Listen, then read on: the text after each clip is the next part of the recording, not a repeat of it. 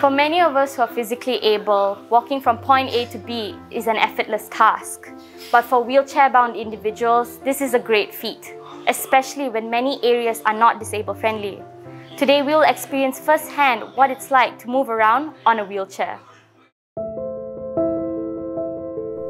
It takes less than 15 seconds for an able-bodied individual to get into or out of a car. But for wheelchair-bound S Jeyaraj, it takes him about 3 minutes. The methodical and labour-intensive effort involves lifting himself off the wheelchair and into the driver's seat, disassembling parts of his wheelchair and reclining his car seat to place the wheelchair at the back. And Jeyaraj says he has to do this all on his own. I'm disabled for 16 years. I had an industrial accident when I was working in Singapore as a mechanical engineering. It's 8 tons of metal, whereby it was,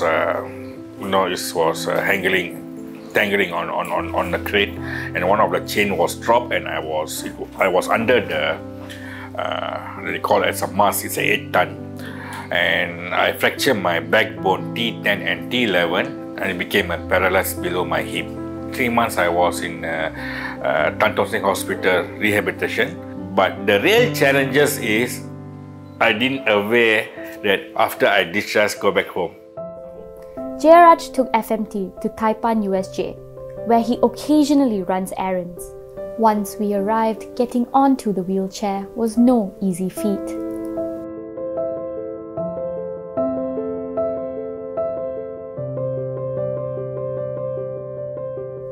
After getting into our wheelchairs, the next challenge was to get to the closest ramp, which was very steep.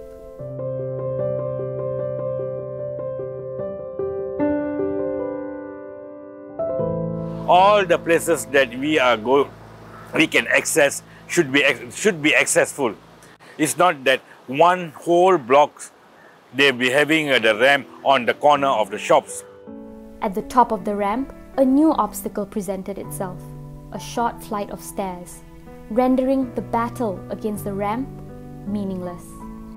The government should include the disabled society or the disabled person to do the audit, because they are doing according to the manual book, and which is not suitable for us.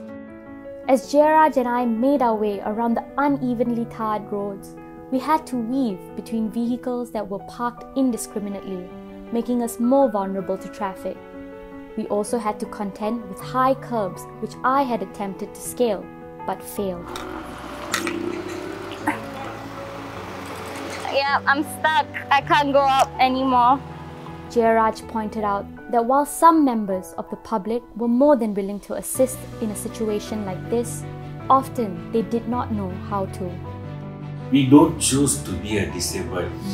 None of us are wanted this life. We don't choose and we don't want this life.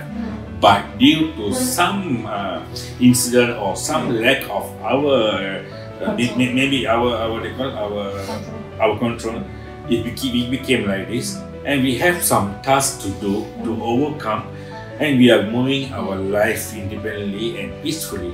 We just need their support to encourage us. It was physically and emotionally challenging to make my way around a not-so-disabled-friendly Taipan in a wheelchair.